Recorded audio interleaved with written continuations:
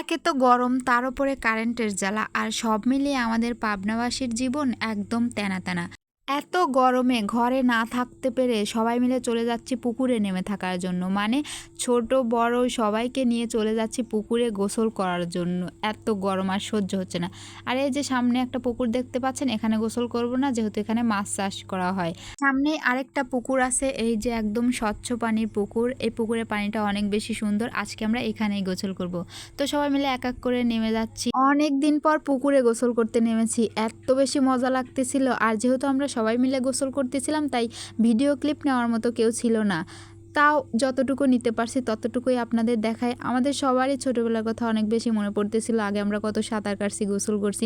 যদিও আজকেও অনেক বেশি মজা হয়েছিল। আমরা সবাই এক একজনের মাথায় বালু দিচ্ছিলাম, মাটি দিচ্ছিলাম, পুকুর থেকে মাটি তুলে তুলে মাথায়, শরীরে, একদম সবার অবস্থা একদম খারাপ মাটি দিয়ে দিয়ে। তবুও অনেক বেশি আনন্দ হচ্ছিল। আর এই যে দেখুন এক একজনের মাথার অবস্থা, কয় কেজি যে শ্যাম্পু লাগবে আজ, সত্যি।